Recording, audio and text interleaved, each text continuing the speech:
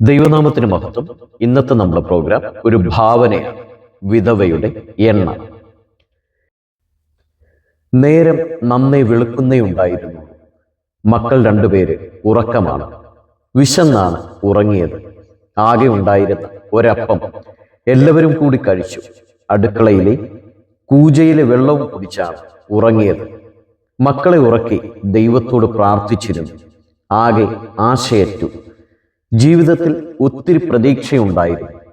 സൽസ്വഭാവിയായ ഭർത്താവും മക്കളും അളവറ്റ നിലവും പുരയിടവും വളരെയധികം ആടുമാടുകൾ, ധാന്യപ്പുരകൾ, വേലക്കാർ, പോരാത്തതിന് ദാനധർമ്മങ്ങൾക്ക് പേരുകെട്ടയാൾ ദൈവദാസനായ എലീശയുടെ അരുമ ശിഷ്യനും എത്രയോ നാൾ ദൈവദാസന് ആതിഥ്യം നൽകിയിട്ടുണ്ട്. എല്ലാം പെട്ടെന്നാണ് കഴിഞ്ഞത്. ഒരു കൊയ്ത്തിന്റെ കാലം, ഒരു വിളവെടുപ്പിന്റെ കാലം, പാണ്ഡികശാലകളും കൊയ്ത്തുപുരകളും പുതുതായി ഒരുക്കുന്ന സമയം, ചക്കുകൾക്ക് ഒരു ജീവന്റെ കാലം, അവയിലൂടെ മുന്തിരിച്ചാറും ഒലിവെണ്ണയും ധാന്യപ്പൊടികളും പുറപ്പെടേണ്ട കാലം, കൊയ്ത്തിനായി മറ്റുള്ള ഭാഗത്തു നിന്നും വേലക്കാർ എത്തുന്ന കാലം, തൊഴുത്തിലെ പശുക്കൾക്കും കിടാങ്ങൾക്കും ഉത്സാഹത്തിന്റെ കാലം. മധ്യാഹ്നത്തിൽ ഭക്ഷണത്തിന് ശേഷം ഉറങ്ങാൻ പോയയാൾ പിന്നെ ഉണർന്നില്ല. പലരും കരഞ്ഞു, ചിലർ പിറുപിറുത്തു. തന്റെ വിധിയെ ഓർത്ത് പലരും അനുതപിച്ചു.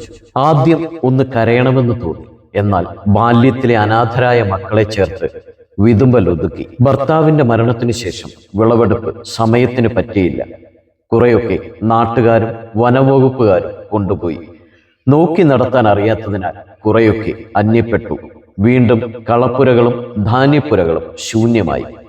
വിളവുകൾ വാങ്ങേണ്ടിയിരുന്നവർക്ക് ഉൽപ്പന്നങ്ങൾ നൽകുന്നതിനായി വാങ്ങിയിരുന്ന പണം അവർ തിരികെ വാങ്ങാനെത്തി. ഭർത്താവിനെ ബഹുമാനത്തോടെ കണ്ടിരുന്നവർ തന്നോട് കോപത്തോടെ സംസാരിച്ചു.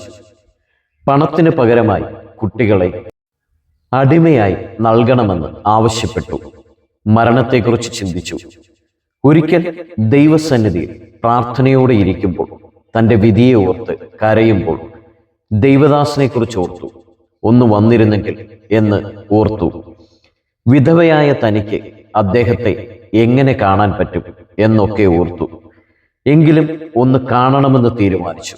ദൈവം ഒരു വഴി തുറന്നില്ലെങ്കിൽ, മക്കളെ അടിമയായി നൽകുന്നതിന് മുൻപ്, ആൾക്കാർ വരുന്നതിന് മുൻപ് ജീവിതം മതിയാക്കുവാൻ തീരുമാനിച്ചു. അതിനു മുൻപ് ദൈവദാസനെ കാണുവാൻ തീരുമാനിച്ചു. ജീവിക്കുവാനുള്ള ആശകൾക്കപ്പുറം മക്കളെ വളർത്തുവാനും അന്യാധീനപ്പെട്ട കൃഷിഭൂമി വീണ്ടെടുക്കുവാനുമുള്ള ആശയായിരുന്നു. വീടിന്റെ വാതിൽ ചാരി മക്കളോട് കാര്യങ്ങളൊക്കെ വിസ്തരിച്ചു പോകാനൊരുങ്ങി. 2 നാഴിക ദൂരമുണ്ട്. കുടിക്കുവാനുള്ള വെള്ളം മാത്രം ഒരു കൂജയിലെടുത്ത് യാത്ര തുടർന്നു. മലമടക്കുകൾക്കപ്പുറത്താണ് പ്രവാചകന്റെ വീട്. തിരക്കും ആകും. ഒത്തിരി ജനം എപ്പോഴും കാണും കൂട്ടത്തിൽ. കാട്ടത്തിച്ചുവട്ടിൽ അല്പനേരം ഇരുന്നു. കൂജയിലെ ജലത്തിൽ നിന്നും കുറച്ചു കുടിച്ച് യാത്ര തുടർന്നു. ദൂരെ തന്നെ വീട് കണ്ടു. പതിവ് പോലെ നല്ല തിരക്കാണ്. കാണാനാകുമോ എന്നറിയില്ല. എങ്കിലും കണ്ടിട്ടേ മടങ്ങും. വീടിന്റെ ഒരു വശം ചേർന്ന് നിന്നു. ഏതെങ്കിലും സ്ത്രീകൾ ഉണ്ടെങ്കിൽ വിവരം അറിയാമല്ലോ എന്നോർത്തു. കുറെ നേരം ആരെയും കണ്ടില്ല. കുറെ കഴിഞ്ഞപ്പോൾ എല്ലാവരും പിരിഞ്ഞു പോകുവാൻ തുടങ്ങി. അദ്ദേഹം യാത്രയ്ക്കായി ഒരുങ്ങുന്നു. നിരാശ തോന്നി. ഇത്രയും വന്നിട്ടും ദൈവം തന്നെ കൈവിട്ടു. പെട്ടെന്ന് അദ്ദേഹം പുറത്തിറങ്ങി. എന്തോ ഊർത്ത പോലെ തിരിഞ്ഞു നോക്കി. എന്തു വേണമെന്ന് ആംഗ്യം കാട്ടി. അടുത്തേക്ക് വിളിച്ച്. അടുത്തു വരുമ്പോഴേക്കും തന്നെ മനസ്സിലായ പോലെ പുഞ്ചിരിച്ചു. തന്റെ പകുതി ദുഃഖം തീർന്നതുപോലെ. കരയുന്ന തന്റെ മുഖം കണ്ടപ്പോൾ വീട്ടിലേക്ക് തന്നെയും വിളിച്ചുകൊണ്ട് തിരിച്ചു നടന്നു. അണപൊട്ടിയ പോലെയുള്ള തന്റെ വേവലാതികൾ ഒറ്റ ശ്വാസത്തിൽ പറഞ്ഞൊപ്പിച്ചു. നിലത്ത് മുട്ടുകുത്തി കൈകളെ മലർത്തി തനിക്കായി പ്രാർത്ഥിച്ചു. ഭവനത്തിന്റെ അവസ്ഥ പറഞ്ഞു. വീട്ടിലുള്ളവ എന്തെന്ന് ആരാഞ്ഞു. പെട്ടെന്ന് ഒന്നും ഓർമ്മ വന്നില്ല. അപ്പോഴാണ് ഒരു ചെറുഭരണി എണ്ണയുടെ കാര്യം ഓർമ്മയിൽ വന്നത്. അത് പറഞ്ഞു. വീട്ടുകാരോടും നാട്ടുകാരോടും പാത്രങ്ങൾ വാങ്ങുവാനും അവയിൽ എണ്ണ പകരുവാൻ വാതിലടച്ച് മക്കളോടൊത്ത് കൈകോർത്ത് പ്രാർത്ഥിപ്പാനും പറഞ്ഞു. പാത്രങ്ങൾ കുറയരുതെന്ന് കൽപ്പിച്ചു. ദൈവദാസന്റെ വാക്കുകളെ ഹൃദയത്തിൽ വഹിച്ച് എണീറ്റ് ഒരോട്ടമായിരുന്നു. വീടിനെ ലക്ഷ്യമാക്കി. വീശിയടിക്കുന്ന ചൂട് കാറ്റ് വിഷയമാക്കാതെ അവൾ ഓടി വീട് ലക്ഷ്യമാക്കി.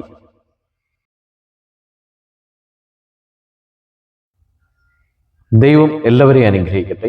നിങ്ങൾ ആദ്യമായിട്ടാണ് ഈ ചാനൽ കാണുന്നതെങ്കിൽ സബ്സ്ക്രൈബ് ചെയ്യുവാനും സപ്പോർട്ട് ചെയ്യുവാനും മറക്കരുത്.